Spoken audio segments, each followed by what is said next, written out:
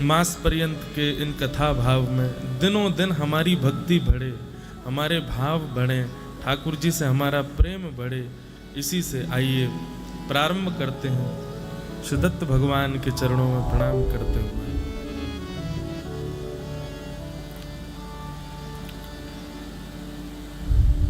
दिगंबरा दिगंबरा श्रीपाद वल्लभ दिगंबरा दिगंबरा दिगंबरा श्रीपाद वल्लभ दिगंबरा दिगंबरा दिगंबरा श्रीपाद वल्लभ दिगंबरा दिगंबरा दिगंबरा श्रीपाद वल्लभ दिगंबरा। सब लोग गाओ।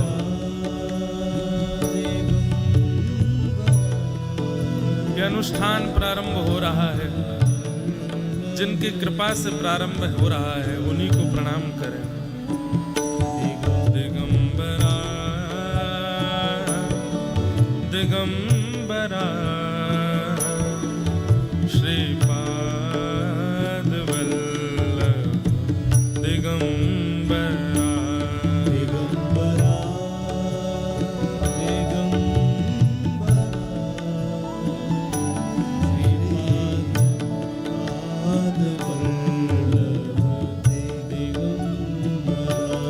दिगंबरा दिगंबरा श्रीपाद वल्लभ दिगंबरा दिगंबरा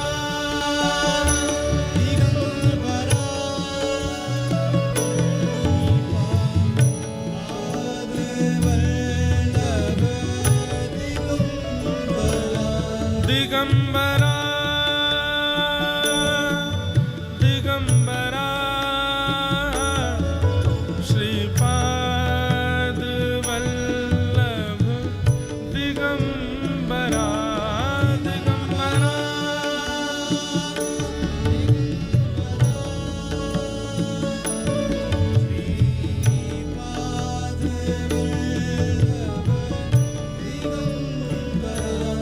दिगंबरा दिगंबरा श्रीपाद वल्लभ दिगंबरा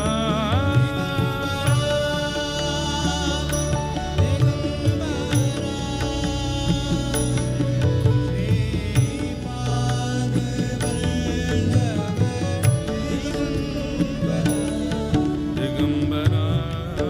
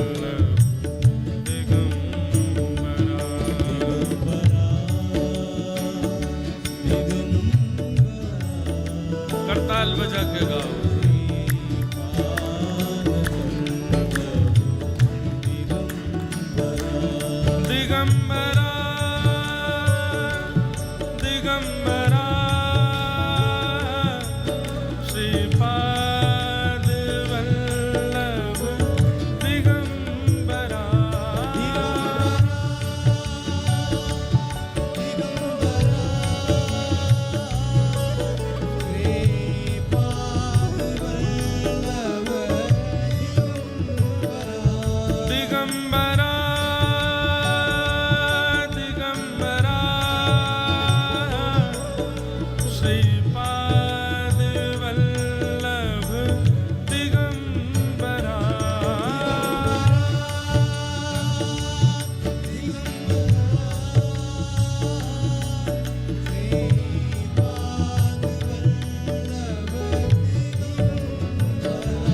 दिगंबरा दिगंबरा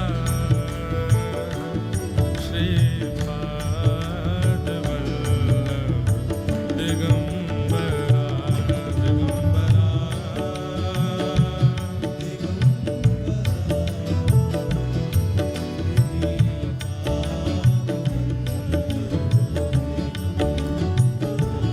दिगंबरा दिगंबरा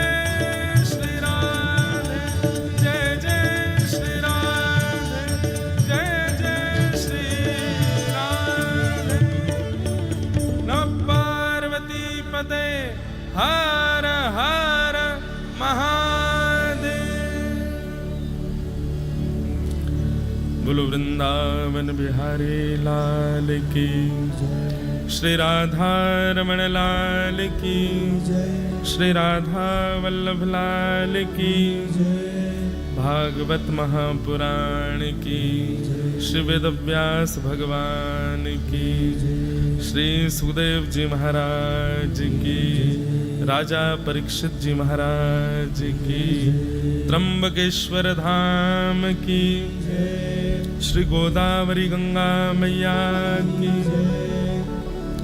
सब संतन की, सब भक्तन की, सब विप्रन की एक मास भागवत कथा महोत्सव की ऋग्वेद यजुर्वेद सामवेद अथर्ववेद की सब विप्रन की जय। अवधूत चिंतन श्री गुरुदेव दत्त श्री दत्तात्रेय भगवान की जय। जय जय श्री राम। परम मंगल में परात्पर अखिलेश्वर अकारण करुणा वरुणालय भक्तवांशा कल्पतरु तड़िद्वित विनिंदित पीताम्बरधारी श्री बालकृष्ण लाल की श्री दत्त भगवान की वांगमयी शब्दमयी प्रतिमूर्ति हम आप सबके मध्य में विराजमान श्रीमद् भागवत महापुराण को बारंबार प्रणाम एवं मंच पर विराजमान हमारे हिंदू वैदिक सनातन धर्म के उद्गाता एवं हमारे प्राण स्वरूप चारों वेद चतुर्वेदों को बारंबार प्रणाम एवं वेदों के पाठक के रूप में विराजमान विप्रगण उनके श्री चरणों में बारंबार प्रणाम। सन्मुख विराजमान श्रीमद् भागवत आदि भावों से जो यहाँ पर पाठक के रूप में विराज रहे हैं उनको प्रणाम। हमारे पूज्य महाराज जी जिनके निमित्त संकल्प से हम आप सब लोग ये सुख लाभ ले रहे हैं, ऐसे हमारे लिए सचल श्री दत्त स्वरूप पूज्य महाराज जी को बारंबार प्रणाम एवं श्री दत्त क्षेत्र के समस्त वैष्णव भक्तवृंद और यहाँ पर विराजमान सभी श्रोता भाई बंधु सबको जय श्री कृष्ण, जय सिया राम, जय श्री राम, जय श्रीमन नारायण। जय श्री राम। परम आनंद और परम उत्साह के साथ हम आप सब लोग तानपुरा कम करो, तानपुरा कम। श्री दत्त क्षेत्र के इस पावन प्रांगण में श्री गोदावरी जी के तट पर त्र्यंबकेश्वर में एक मास पर्यंत श्रीमद् भागवत पर चर्चा श्रवण करने के लिए एकत्रित हुए हैं। यह हमारा परम सौभाग्य है। आज कथा का प्रथम दिवस है। जो लोग यहाँ बैठे हैं उनके लिए सौभाग्य की बात है, जो लाइव दर्शन कर रहे हैं उनके लिए भी सौभाग्य की बात है। जीवन भर कथाएं विश्व भर में करने का अवसर मिलेगा, पर जहां भी कथा होती है वहां आमंत्रण पर जाया जाता है। पर ये ऐसी कथा है जहां हम स्वयं महाराज जी के पीछे पढ़ के आए हैं कि हमको कथा सुनानी है। मास पर्यंत ये अवसर और कहीं संभव नहीं है। सब जगह भीड़ हो सकती है, सब जगह व्यवस्थाएं बहुत उचित हो सकती हैं, परंतु एक स्थान पर रह कर के और कुछ नियमों का पालन करके किसी ग्रंथ का अवलोकन करना, ग्रंथ नहीं स्वयं श्री कृष्ण का अवलोकन। ग्रंथ का अवलोकन हो तो कोई और स्थान चलेगा भी, लेकिन स्वयं श्री कृष्ण का अवलोकन करना है, स्वयं श्री कृष्ण को देखना है, उनका दर्शन करना है, तो उसके लिए सिद्ध भूमि की आवश्यकता है, सिद्ध क्षेत्र की आवश्यकता है। आप पुराण ग्रंथ आदि इन सब का दर्शन कहीं भी कर सकते हो, इन सब का पठन पाठन और इनका स्वाध्याय अध्ययन मनन चिंतन कहीं भी कर सकते हो, पर श्रीमद् भागवत स्वयं श्री कृष्ण हैं। उनके दर्शन के लिए, उनके अनुभव के लिए, उनके चिंतन के लिए तो सिद्ध क्षेत्र आवश्यक है। सिद्ध क्षेत्र के साथ सिद्ध गुरु की तपस्या आवश्यक है। सिद्ध गुरु के साथ साथ सिद्ध एक जलाशय आवश्यक है, जिसका पान, जिसका स्नान आपके मन बुद्धि चित्त को पवित्र करेगा। और वो सारे गुण इस भूमि पर विद्यमान है। यहां सिद्ध गुरु भी हैं, सिद्ध भूमि भी है। अरे आप लोग जो यहां रह रहे हैं और जो मेरे साथ भी आए हैं, यहां का प्रसाद भी चतुर्वेदी पाठ करने वाले ब्राह्मण ही अपने हाथ से सिद्ध करते हैं।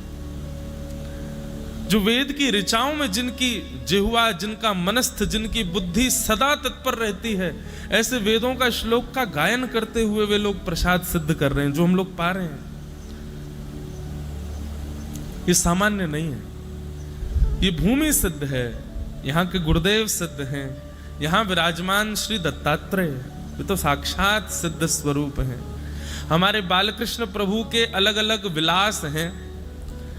भोजन करवे को मन कियो ठाकुर जी को, तो श्री जगन्नाथ जी चले गए, वहां 24 घंटा भोजन ही करते रहे ठाकुर जी। सुबह देखो क्या हो रहा है, बोले भोग पा रहे हैं। मध्याह्न में पूछो क्या हो रहा है, बोले भोग पा रहे हैं। रात्रि में शयन के समय चले जाओ, क्या हो रहा है, बोले भोग पा रहे हैं। पूरे दिन पाते ही रहते हैं ठाकुर जी। श्री रंगनाथ दक्षिण चले जाओ, वहां कैसा विलास ठाकुर जी का, क्या कर रहे हैं, बोले पौड़े हैं।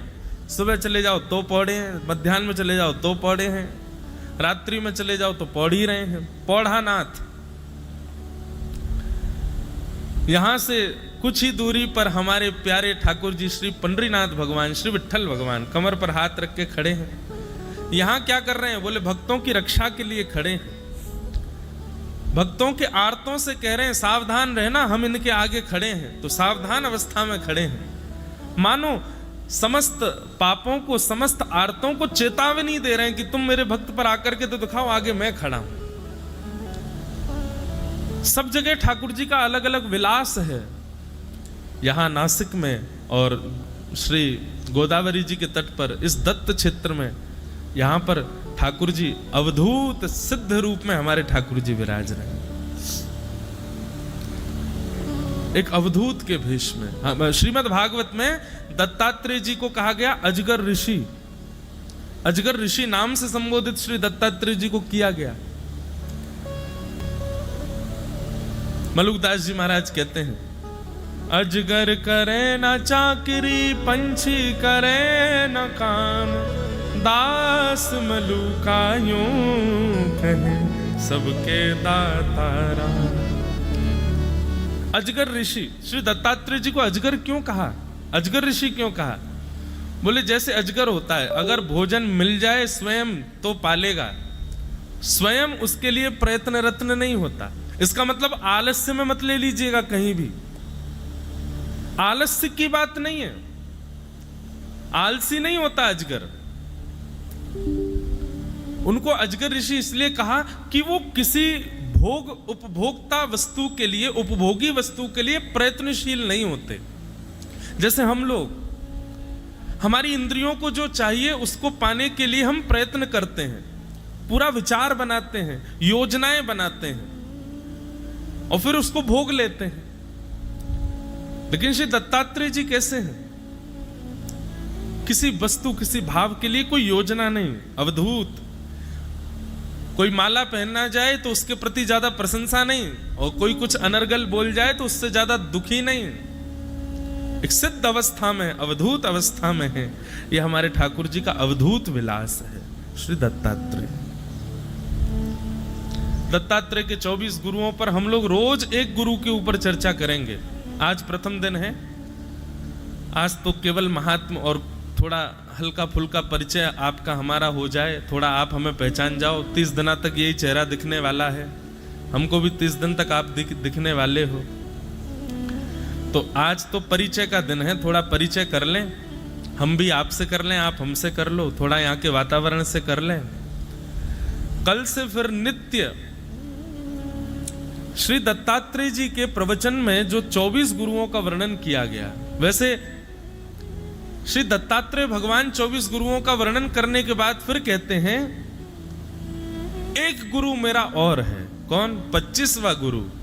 देहो मम गुरु, ये देह मेरा 25वां गुरु है। कितना सुंदर है श्री दत्तात्रेय जी का प्रसंग।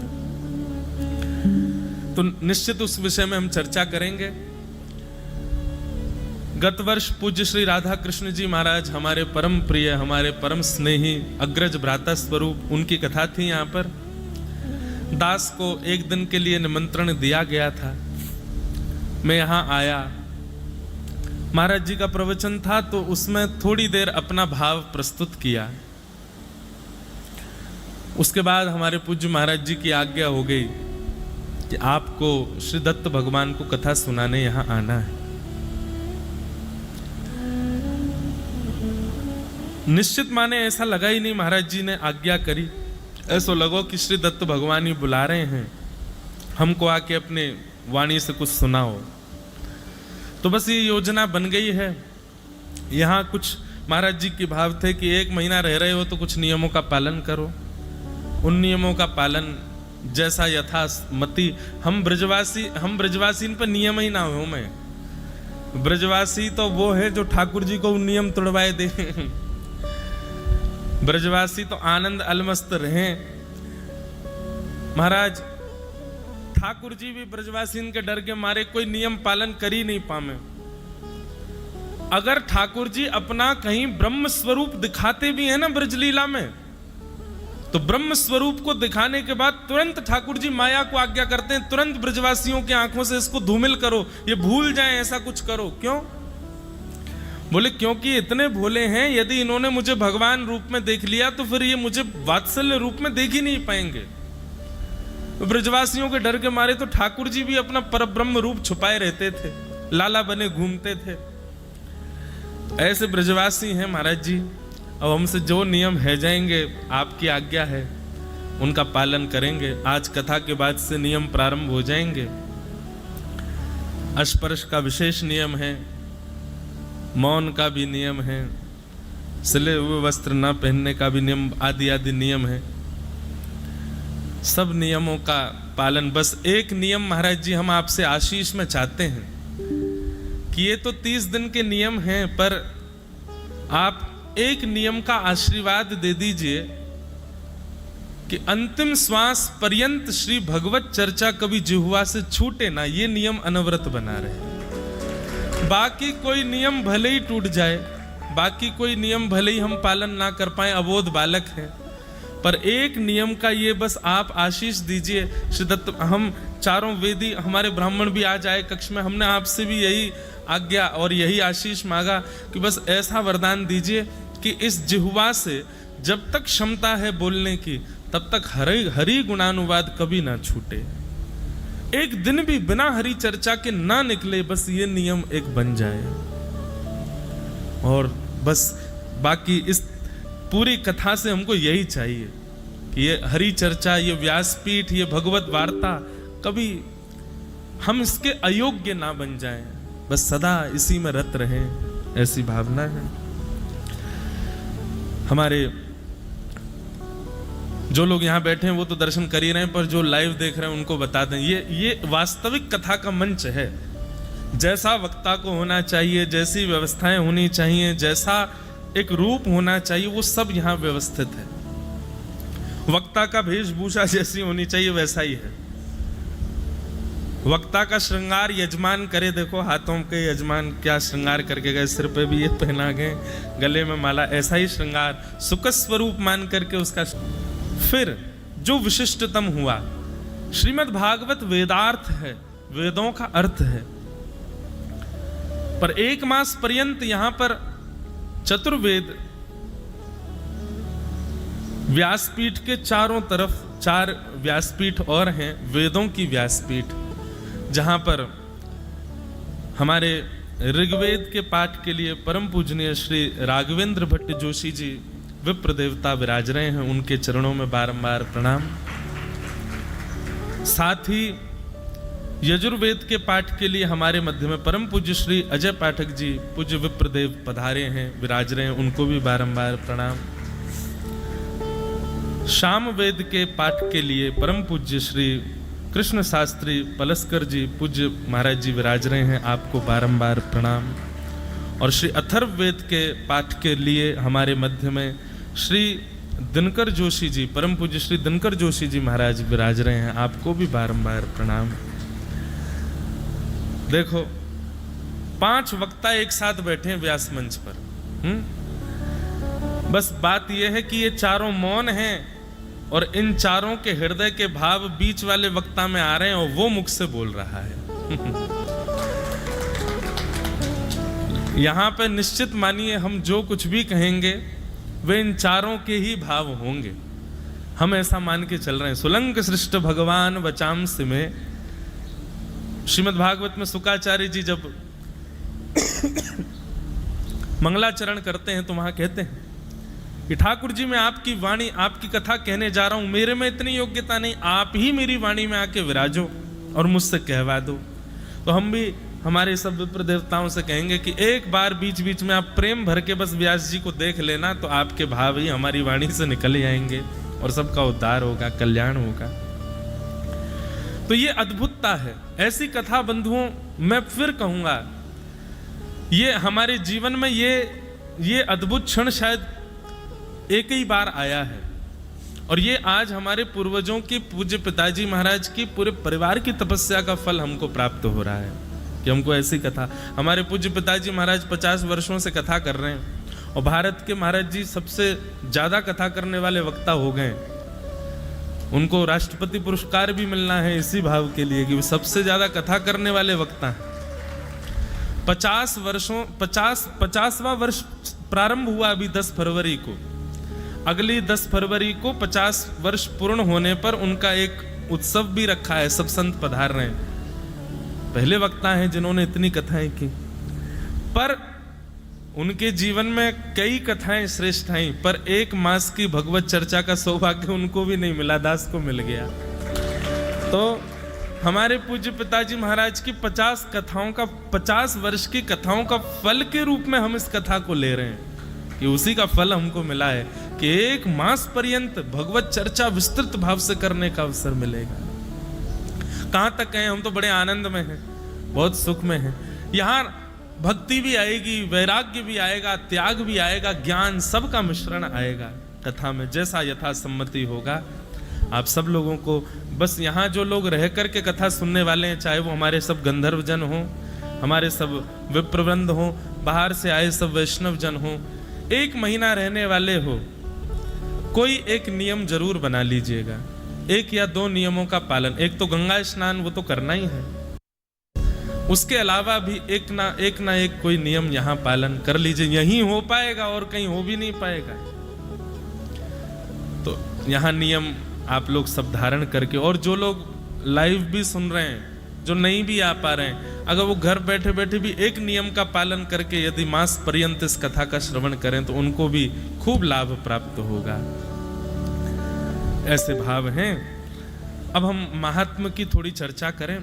श्रीमद् भागवत में बंधुओं 2 महात्म हैं, उत्तर महात्म और पूर्व महात्म।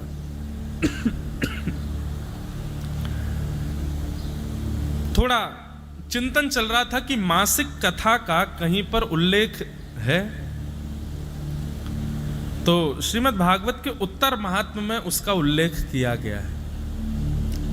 बहुत सावधानी से और एक एक शब्द का बिल्कुल ध्यान से, बंधुओं बहुत विस्तार से कहने का मैं पूर्ण प्रयास करूंगा, पर आप बड़े ध्यान से सुनिएगा। 4 प्रकार के श्रीमद् भागवत के कथा क्रमों के विषय में उत्तर महात्म में कहा गया, बहुत ध्यान से सुनिए। राजसं सात्विकं चापि तामसं निर्गुणं तथा चतुर्विधं तु विज्ञेयं श्री भागवत सेवनम। 4 प्रकार से श्रीमद् भागवत कथा का सेवन किया जाता है। सेवन यानी कि श्रवण किया जाता है। कौन कौन से 4 प्रकार हैं? सब लोग सावधानी से सुनो। राजसम, राजस, सात्विक, निर्गुण और तामस। अगर क्रमशः कहें तो राजस, सात्विक, तामस और निर्गुण। अब ये चारों प्रकार की कथाएं भागवत की कैसे होती हैं उसके विषय में सुनिए। तब कहते हैं सप्ताहम यज्ञवद्यत्तु शश्रमं सत्वरं मुदा मासेन ऋतुना वापि सेवितं राजसं तत्तु बहुपूजादिशोभनम्।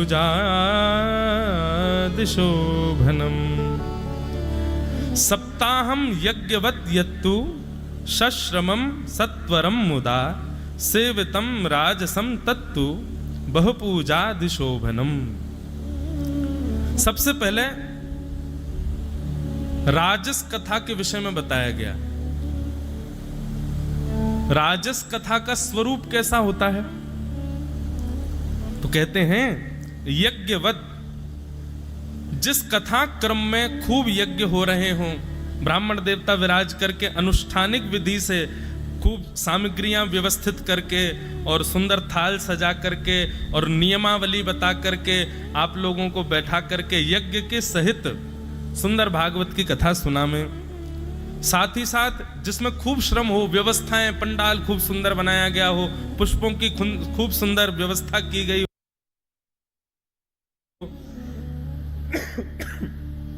बहुपूजादि शोभनम, सुंदर देवताओं को विराजमान कर करके उनका सुंदर पूजन करवाया जा रहा हो। इस प्रकार नित्य पूजन यजमान के द्वारा करवा करके, यज्ञ आदि संपन्न करवा के, खूब बहु व्यवस्थाएं करवा के, खूब सुंदर व्यवस्थित ढंग से जब कथा को सुना जाता है 7 दिन में, उसी को राजस कथा कहते हैं। वो राजस विधि की कथा है जो हम लोग करते हैं अधिकतर। 7 दिन की कथा होती है, उसमें यजमान का एक मनोरथ भी होता है कि मुझे कथा क्यों करानी है। कोई अपने पितरों की शांति के लिए कराता है, कोई अपने गृह कलेश की शांति के लिए कराता है, कोई पुत्र पौत्री पुत्रादि की प्राप्ति के लिए कराता है, कोई अपने धनधान्य की वृद्धि के लिए कराता है। इस प्रकार से लोग जो कथा कराते हैं, जो सामान्यतया हम लोग करते हैं, उसको राजस विधि की कथा कहते हैं,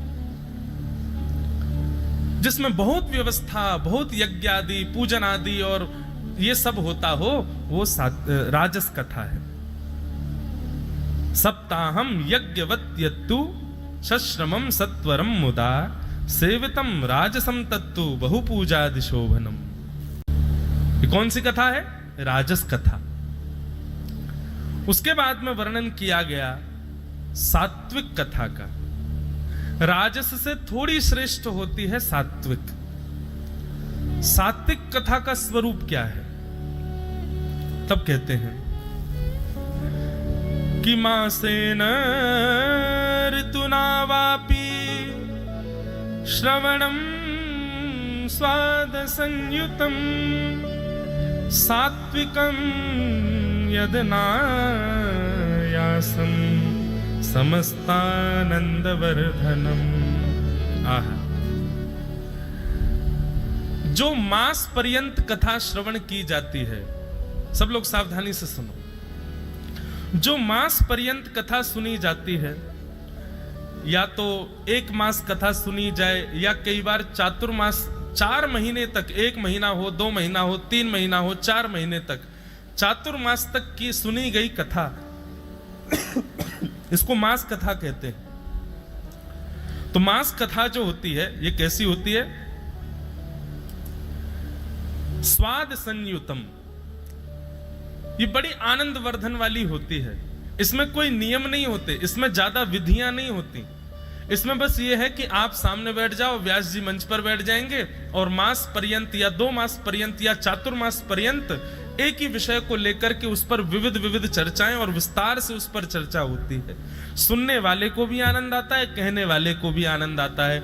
इसमें कोई मनोकामना नहीं होती, बस एक ही भाव रहता है, हमको भगवत प्राप्ति का वो ज्ञान प्राप्त हो जिससे भगवत प्रसन्नता हो, भगवत प्रीति हो, भगवत प्राप्ति हो। अन्यत्र सांसारिक सुख के लिए या सांसारिक लाभ के लिए इसमें कोई विधान नहीं होता। यहां पर लिखा गया है कि ये केवल स्वाद वर्धन के लिए होती। स्वाद वर्धन मतलब आनंद वर्धन।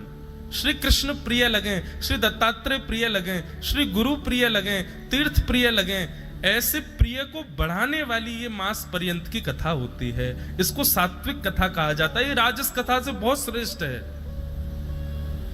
एक बार को राजस कथा में केवल मानवों का प्रवेश होता है, पर सात्विक कथा में मानव कमाते होंगे लेकिन देवता ज्यादा आते। अब यहां मानवों की संख्या कम है, श्रोता ज्यादा है, पर जितने खाली स्थान दिख रहे हैं ये सब रिक्त हैं। यहां सब देवी देवता बैठे हैं, यहां सब दैव पुरुष बैठे हैं जो हमको अदृश्य रूप में है, दिख नहीं रहे। जो केवल स्वाद सुनना चाहते हैं, भगवत चर्चा सुनना चाहते हैं, उनको विधि और नियमों से ज्यादा मतलब नहीं। बंधुओं, एक बात, यहां जो नियम आप लोग करेंगे वो कथा सुनने के नियम नहीं है, या मैं भी जो नियम पालन कर रहा हूं वो कोई कथा कहने का नियम नहीं है कि मैं वक्ता हूं तो मुझे ये नियम तो हमारे आपके सांसारिक प्रारब्धों की निवृत्ति के लिए है, जो आपको यहां करने हैं। वो करके कथा सुननी है ऐसा नहीं है। कथा तो आप कैसे भी सुनो, पर एक महीने एक ही जगह डट रहे हैं तो कम से कम एक नियम का पालन हो जिससे प्रारब्ध में थोड़ी कटौती हो। प्रारब्ध भोगने के लिए संसार में जी रहे हैं हम लोग, इसलिए उन नियमों का पालन है। तो मास पर्यंत की जो कथा होती है इसको सात्विक कथा कहा गया। मासेन ऋतुना वापि श्रवणम स्वाद संयुतम सात्विकम यदनायासम समस्तानंद वर्धनम। ये आनंद वर्धन की कथा होती है, ये सात्विक कथा है। तो हम लोग जो सुन रहे हैं ये कौन सी कथा है? ये सात्विक कथा है। आज तक 7-8 वर्षों से हम कथा कर रहे हैं। अब तक हम राजस कथा कर रहे थे, पर आज पहली बार सात्विक कथा करने जा रहे हैं। ये हमारा सौभाग्य है। लेकिन एक बात बता, अभी अंत में बताएंगे, हम अभी तक भी सात्विक नहीं कर रहे, वो राजस नहीं कर रहे थे। कौन सी कर रहे थे अभी बताते हैं। तो ये मास पर्यंत की कथा को क्या कहते हैं? सात्विक कथा। अब एक प्रश्न मेरे मन में आ गया कि कथा भी तामसी हो सकती है। यहां पर तामस का वर्णन क्यों किया गया? तामस कथा भी क्या कभी तामसी होती है? उसका वर्णन कैसा किया गया वो सुनिए। तामसम यत्तु वर्षेण, तामसम यत्तु वर्षेण सालसम श्रद्धया युतम विस्मृतम स्मृतम संयुक्तम विस्मृति स्मृति संयुक्तम सेवनम तच सौख्यदम। तामसी कथा का स्वरूप कैसा बताया गया? बोले तामसी कथा कैसी होती है? बोले वर्षेण, बोले एक ही कथा वर्ष भर तक चलती रहती है। और कैसे चलती है? 2-3 दिन कथा सुन ली, 3 दिन बाद बोले अब हम थक गए हैं, अब तुम भी सो जाओ, हम भी सो जाते हैं, थोड़ा आराम कर लो। 2-4 दिन तुम अपने घर के काम निपटाए आओ, 2-4 दिन हम भी डोलिया में, 5-6 दिन बाद फिर मिलेंगे, फिर कथा सुनेंगे। ये तामसी कथा है। या फिर अनवरत 1 वर्ष तक चल भी रही है तो कैसी है? वक्ता कहते कहते भूल गए कि मैंने कौन कौन से प्रसंग सुनाए थे, और श्रोता भी सुनते सुनते भूल गए हमने कौन सा प्रसंग सुना था। विस्मृतम स्मृति संयुक्तम, कभी तो याद आ जाता है विषय और कभी भूल जाएं उस विषय को। और सबसे बड़ी बात, तामसी कथा कब बन जाती है? बोले आलसम, आलस युक्त कथा। बहुत ध्यान से सुनिए, यदि 7 दिन की कथा भी आप उसमें आलस्य लेकर के आओगे तो वह भी तामसी हो जाएगी। आप मास पर्यंत की कथा में भी यदि आलस्य लेकर के आएंगे तो वो भी तामसी हो जाएगी। इसीलिए श्रीमद् भागवत के श्रोताओं को आज्ञा की गई है कि मेरुदंड सीधा करके एक आसन पर बैठ करके अपने मनोभाव चित्त को एकाग्र करते हुए कथा श्रवण करनी चाहिए, क्योंकि आलस्य प्रविष्ट होते ही, ध्यान भंग होते ही वो कथा का स्वरूप तामसी हो जाएगा,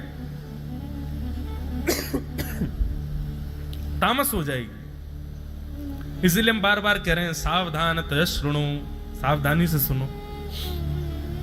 तो तामसम यत्तु वर्षेण आलसम श्रद्धयायुतम, आलस्य और अश्रद्धा से, अश्रद्धा मतलब जबरदस्ती बैठ गए, मन नहीं था, बस गुरुदेव की आज्ञा है, माता पिता पीछे पड़े, इसलिए कथा में जाके बैठ गए हैं। ऐसी आलस्य युक्त कथा को, अश्रद्धा युक्त कथा को तामसी कथा कहा गया। अब ऐसी कथा वर्ष भर क्या जीवन भर भी चलती रहे तो भी वो तामसी रहेगी।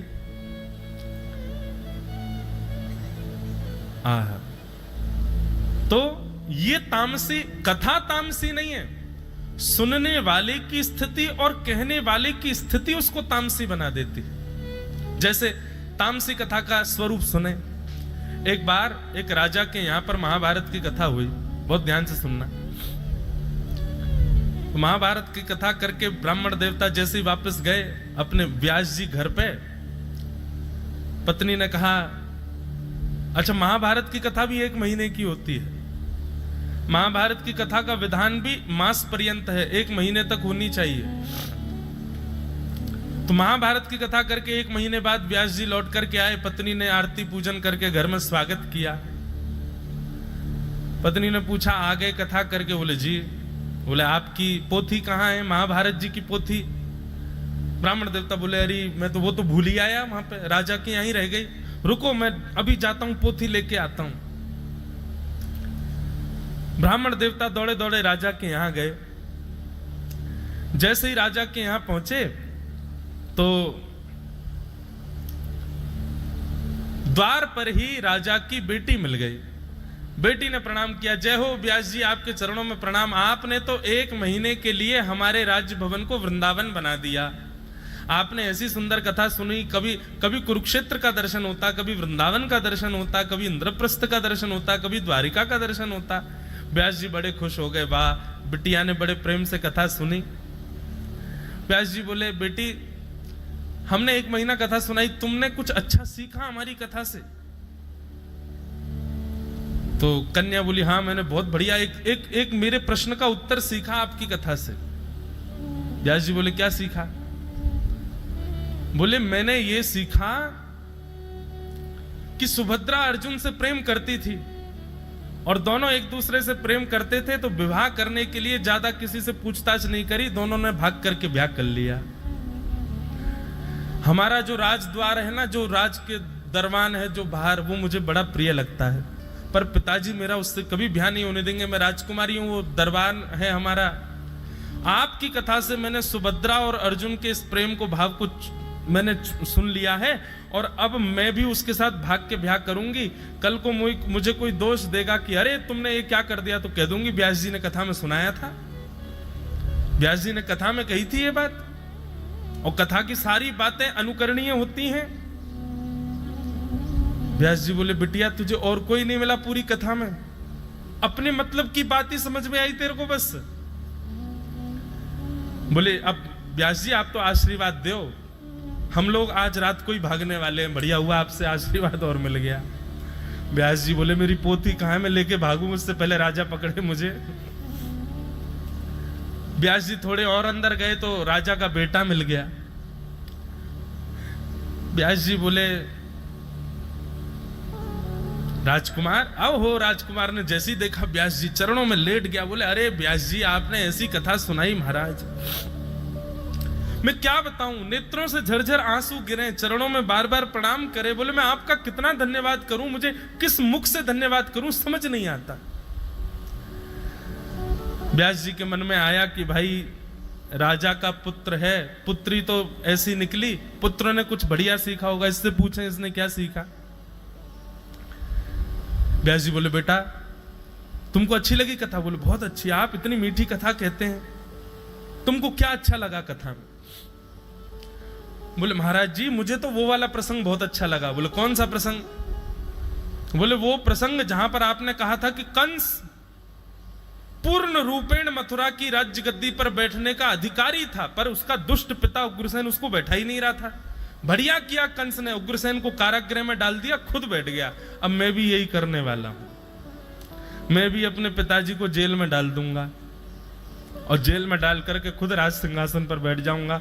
और कोई अगर मुझको आके टोकेगा कि ये तुमने क्या किया, तो मैं कह दूंगा व्यास जी बता के गए थे, कथा में ऐसा ही हुआ था, जो कथा में कहा गया मैंने तो उसका पालन किया है। व्यास जी को चक्कर आने लगे, मेरी पोथी कहाँ है भैया, दे दो, मैं भाग जाऊं यहां से। किन लोगों के बीच में पड़ गया मैं। व्यास जी थोड़े और आगे गए तो रानी मिली। रानी ने खूब चरण पहारे, अरे व्यास जी जय हो जय हो जय हो, आपके पुनर्दर्शन हो गए, आप कथा सुना के गए, खूब बहु प्रशंसा की। आपकी कथा ने मेरी ग्रंथियां खोल दी, आपकी कथा ने मेरे मेरे मेरे सारे संशयों का समाधान बता दिया। व्यास जी इतने सारे नकारात्मक उत्तर सुनकर के बेचारे घबरा गए थे, लेकिन मन में फिर भी जिज्ञासा उठी, एक सकारात्मक उत्तर मिल गया तो चैन से सो तो जाऊंगा। देवी तुमने क्या सुना कथा में, तुमको क्या अच्छा लगा, कोई एक बात बताओ। बोले आपने कहा कि पंच कन्या जो प्रातः काल स्मरणीय हैं उनमें एक नाम द्रौपदी का भी है। जिन पंच कन्याओं को नित्य प्रणाम सुबह उठ करके करने से बड़ा शुभ होता है, ऐसी शुभ नित्य प्रणाम करने वाली कन्याओं में से एक कन्या द्रौपदी। और वो द्रौपदी पंच कन्याओं में इसलिए है क्योंकि उसके 5 पति हैं। मेरा भी एक पति से मन भर गया है, अब मैं भी सोच रही हूं कि मैं भी 2-4 ब्याह और कर लूं। व्यास जी बोले मेरा बीपी लो हो रहा है, मुझको जाने दो यहां से, मेरी पोती कहां है। बेचारे जैसे तैसे निकल करके भाग रहे थे, इतने में ही राजा मिल गया, मुख्य यजमान। राजा को देखते ही व्यास जी बोले मेरी पोती कहाँ है, मैं पोती लेने आया हूं अपनी, मेरी पोती दे दो। मैंने बहुत पूर्व जन्मों में इतने पुण्य किए जो आपके यहाँ कथा सुनाने, लेकिन अब मैं बस उस पुण्य से निवृत्ति चाहता हूं, सारे पुण्य आपके पूरे परिवार को देके बस यहाँ से प्रस्थान करना चाहता हूं, मेरी पोती दे दो।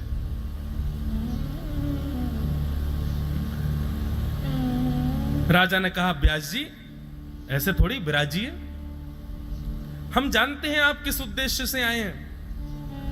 राजा को लगा ये दक्षिणा ज्यादा मांगने आए, हमने कम दे दी थी। व्यास जी ने कथा सुनाई है, और कथा सुनाने के बाद में अब दक्षिणा तो हमने लिफाफे में बंद करके दे दी जो देनी थी। इनको कम लगी होगी तो किसी बहाने से दोबारा लेने आए हैं। अब राजा ने ऐसा सोचा, व्यास जी को बैठा दिया। व्यास जी बैठ गए। राजा बोले देखिए मुझे सब पता है आपके मन में क्या भाव चल रहा है, पर मैं आपकी कथा से ही सुनी गई एक बात आपको कहना चाहता हूं। व्यास जी बोले मेरे मन में कोई भाव नहीं है राजन, तुम कुछ और मत सोचो। बोले नहीं नहीं मैं सब समझ गया हूं, मैंने तो आपकी कथा में दुर्योधन को अपना गुरु बनाया। अरे ब्राह्मण की क्या कहें, संत की क्या कहें, स्वयं भगवान उसके सामने आ गए थे कि 5 गांव दे दो पांडवों को,